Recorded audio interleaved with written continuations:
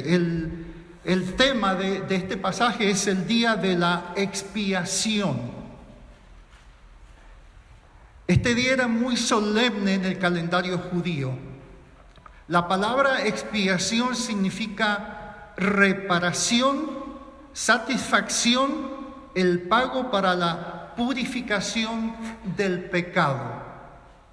En inglés usted lo va a escuchar como The Day of Atonement. Y creo que en hebreo, yo no sé hablar hebreo, pero he escuchado que le dicen Yom Kippur. Y la palabra Kapur, tengo entendido que es cubrir. O sea que cuando el sacerdote sacrificaba los animales, la sangre cubría el pecado. Pero lo cubría solamente por un año, porque todos los años tenía que llevar a cabo esta ceremonia. Era muy, muy importante este día. Al leer este capítulo veremos cosas muy importantes, especialmente porque la mayoría prefiguraban a Cristo, su obra y su oficio como sumo sacerdote. Los puntos que se destacan son los siguientes: la santidad de Dios. ¿Qué quiere decir eso? Aarón, el sumo sacerdote, tenía hijos, y 2 hijos de él, como ya tenían el cargo, se apresuraron, pusieron fuego en donde ponen el saumerio, donde ponen el perfume, y entraron al lugar santísimo y Dios los mató. Porque no era como Dios había prescrito que se hiciera el servicio en el santuario. Entonces eso es lo que nos va a enseñar este pasaje, la santidad de Dios. También vamos a ver la imposibilidad de acercarse a Dios como uno quiere. Uno no puede venir a Dios, yo voy a servir a Dios como se me antoja. No es así. Vamos a ver los 2 machos cabríos. Cuando leamos, van a ver 2 machos cabríos. Uno sacrificado y el otro tenía que ser enviado al desierto con los pecados de todo el pueblo. Todos los sacrificios, el Nuevo Testamento nos dice que sin derramamiento de sangre no hay remisión de pecados. En el capítulo siguiente usted puede ver que la sangre, que Dios dice, la parte teológica de la sangre, en la sangre está la vida. Entonces lo que Dios estaba diciendo, que para perdonar pecado, otra vida tenía que derramar la sangre, otra vida tenía que dar la vida por el pecador. El punto más destacable, pensando en la Semana Santa, el oficio del sumo sacerdote. No es nada más ni nada menos que un tipo de nuestro Señor Jesucristo. En el día de la expiación, el sumo sacerdote se presentaba de una forma humilde. No hay tiempo de verlo, pero el sumo sacerdote tenía una vestimenta hermosa. Los colores que tenía su vestimenta era muy, muy hermosa. Había azul, había color oro, había color púrpura. Cuando él se vestía con la ropa sacerdotal era deslumbrante. Pero en este día tenía que presentarse de una forma humilde, como lo vemos en el versículo 4. Dice lo siguiente en el versículo 4.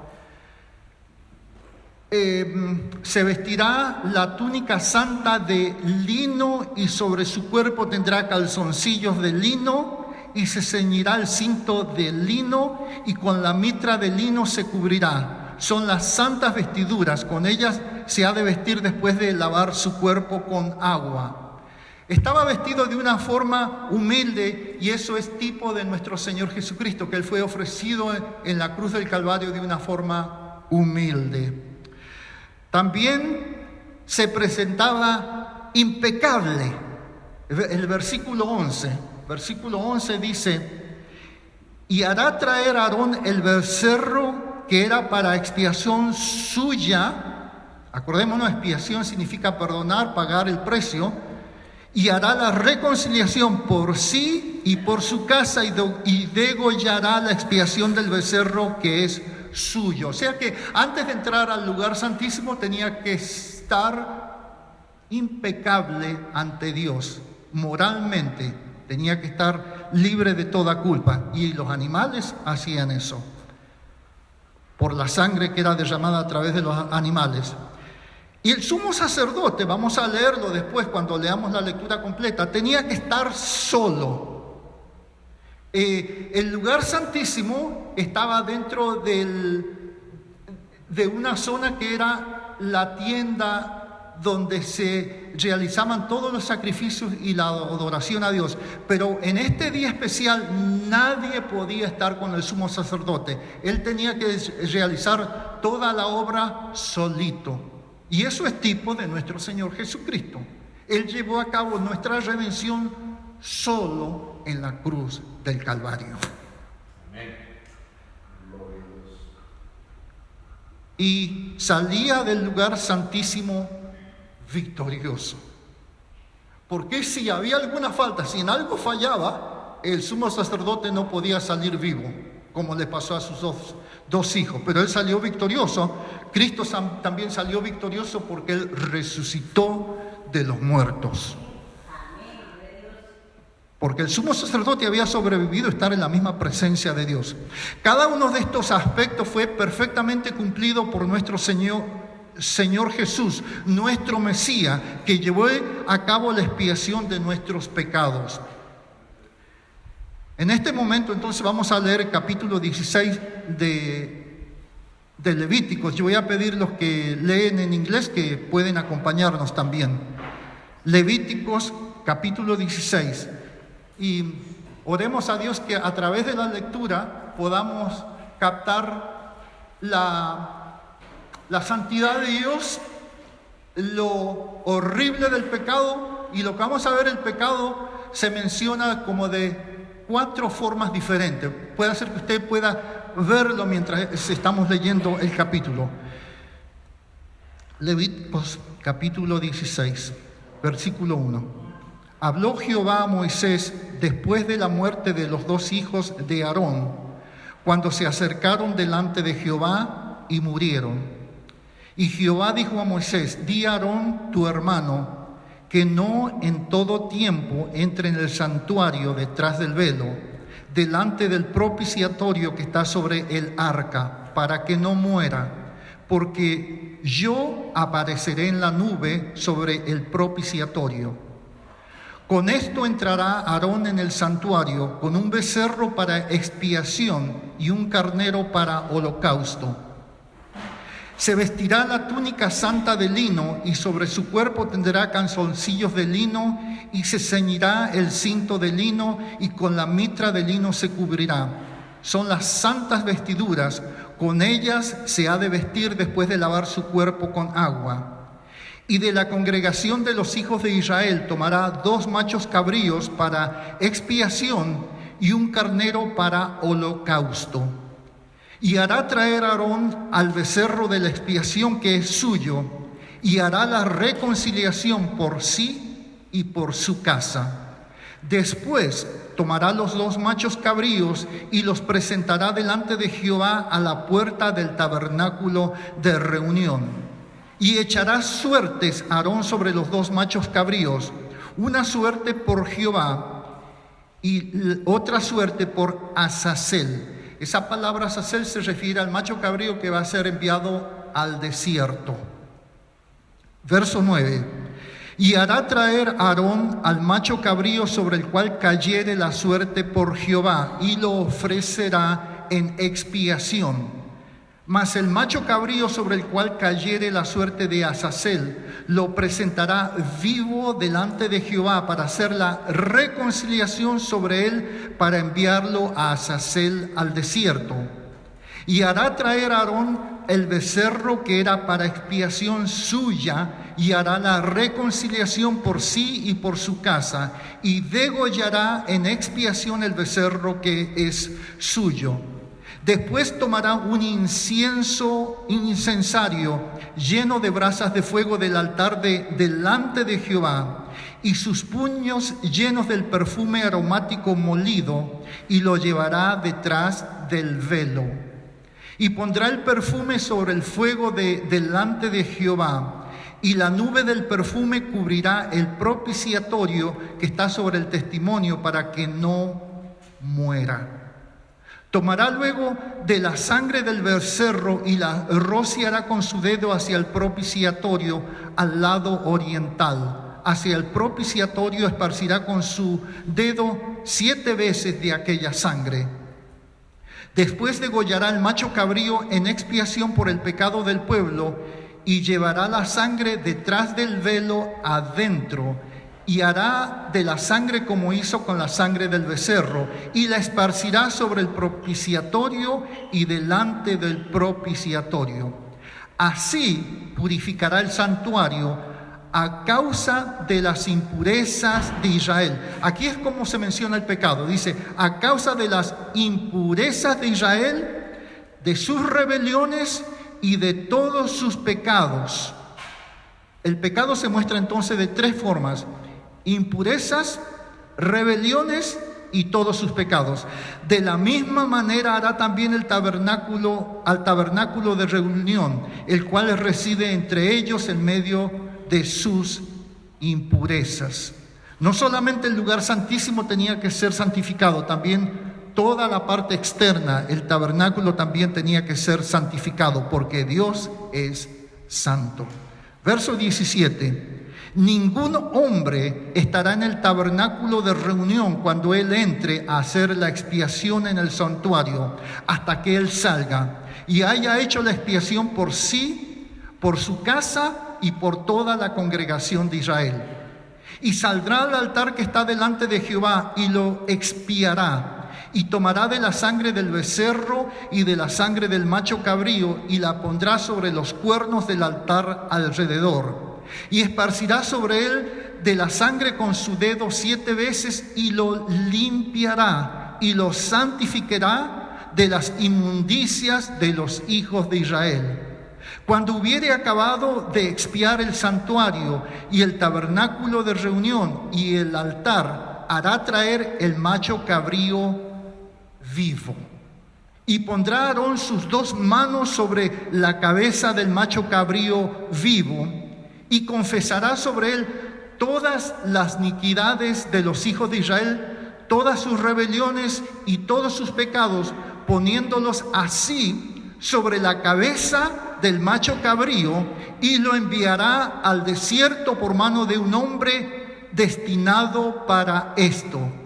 Y aquel macho cabrío llevará sobre sí todas las iniquidades de ellos a tierra inhabitada, y dejará ir al macho cabrío por el desierto. Después vendrá Aarón al tabernáculo de reunión y se quitará las vestiduras de lino que había vestido para entrar en el santuario y las pondrá allí. Después el pasaje continúa que tiene que lavarse también el hombre que llevó el macho cabrío, que iba a vivir con todos los pecados que habían sido confesados sobre ese macho cabrío. Cuando él volvía tenía también que lavarse. Usted puede continuar leyendo el pasaje que toda esta ceremonia mostraba, podemos decir que mostraba la santidad de Dios, también la ira de Dios. Y ahora eso es lo que quiero que veamos un poquito acerca de la ira de Dios y cómo la sangre de los animales apacigua la ira de Dios. Algo que debemos de enfatizar es que el ministerio y servicio que el sumo sacerdote llevaba a cabo dentro del tabernáculo, en el lugar santísimo, era para con Dios. El sacerdote no estaba sirviendo al pueblo en el día de la expiación. Él estaba sirviendo a Dios. De la misma manera, cuando Jesucristo estaba en la cruz del Calvario derramando su bendita sangre, lo hacía para aplacar la ira de Dios sobre el pecado. Así como el sumo sacerdote esparcía la sangre de los animales sacrificados en el altar y en el lugar santísimo para aplacar la ira de Dios, entonces Dios era propicio a esa ofrenda. Dios veía la sangre, los pecados eran cubiertos por un año. En el Nuevo Testamento Dios es propicio a todo pecador que acude a Jesucristo como su Salvador. Dios ve la sangre de su Hijo, Dios no ve nuestro pecado. He aquí donde el macho cabrío que es llevado al desierto, llevando todas las iniquidades del pueblo de Israel, es un ejemplo también para nosotros. El animal llevaba todos los pecados al desierto y Dios pasaba por alto toda la transgresión del pueblo. De la misma forma, Dios nos dice que nuestros pecados Él no los recuerda. Eso es maravilloso, hermano. Vamos a ver algunos versículos. Isaías 43, 25. El maravilloso sacrificio de Cristo que fue aceptado por Dios. Isaías 43, 25 dice: Yo soy el que borro tus rebeliones por amor de mí mismo y no me acordaré de tus pecados. Y Miqueas capítulo 7, versos 18 y 19. ¿Qué Dios como tú, que perdona la maldad y olvida el pecado del remanente de su heredad? No retuvo para siempre su enojo, porque se deleita en misericordia. Él volverá a tener misericordia de nosotros, sepultará nuestras iniquidades y echará en lo profundo del mar todos nuestros pecados. ¿No es maravilloso eso? Así como Dios tenía la ceremonia para enviar a ese macho cabrío al desierto y se olvidaba de la iniquidad del pueblo, así Dios ahora, a través del sacrificio de Cristo, dice que Él ha echado en lo profundo del mar todos nuestros pecados. Jeremías 31, 34. Y no enseñará más ninguno a su prójimo, ni ninguno a su hermano, diciendo: conoce a Jehová, porque todos me conocerán, desde el más pequeño de ellos hasta el más grande, dice Jehová. Porque perdonaré la maldad de ellos y no me acordaré más de su pecado. ¿Conoces al Señor Jesús? ¿Le has dado tu vida al Señor Jesús? Mira qué beneficio maravilloso. Dice que Dios ha decidido de no acordarse de tus pecados, porque tú has puesto tu vida, tu confianza en su amado Hijo Jesucristo. Amén. Gloria al Señor Jesús por eso. Gracias. Aleluya. Ahora, a forma de conclusión, quiero que pensemos un momento en esto. Cuando el sumo sacerdote estaba en el lugar santísimo, el lugar santo, pero había una parte que era el lugar santísimo que estaba separado por un velo. Ahí entraba el sumo sacerdote una vez al año y ahí ministraba a Dios. ¿Qué es lo que hacía? Aplacaba la ira de Dios. ¿Qué es la ira de Dios? Aquí tengo me gustó una referencia que encontré acerca de la ira de Dios. La ira de Dios es el reflejo de su carácter hacia el pecado, porque Dios es santo. La ira de Dios es el reflejo de su carácter hacia el pecado. Por eso todo ser humano que ha nacido en pecado y rechaza la gracia de Dios, dice que su destino es en el infierno. Y Jesús habló de eso, del infierno. Dice: es un lugar donde el gusano no muere y la llama no se apaga. El pecado, la rebelión es tan horrible que el carácter de Dios se le llama la ira de Dios. La ira de Dios. Entonces el sumo sacerdote, él estaba aplacando la ira de Dios, porque Dios es santo. Yo al leer eso, yo pienso que qué dichoso era el pueblo de Israel, porque cuando el hombre cayó, cuando Adán y Eva cayeron, fueron echados de la presencia de Dios. Dios resguardó ese lugar, el Edén, con un ángel, ¿no es cierto? Que nadie entrara ahí a la presencia de Dios. Y qué dichoso fue el pueblo de Israel que Dios los eligió para morar en medio de ellos.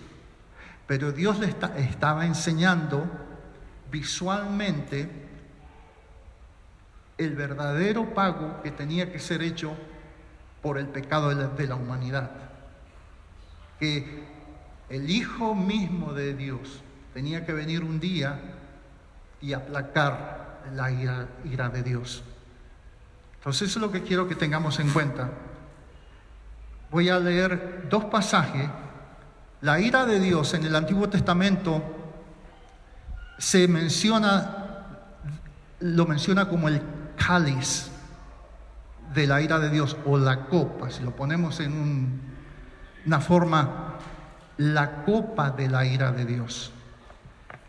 Hay varios pasajes en el Antiguo Testamento, pero solamente quiero leerles uno. En Isaías capítulo 51, versos 17 y 22. No creo que esté en la pantalla puede anotarlo.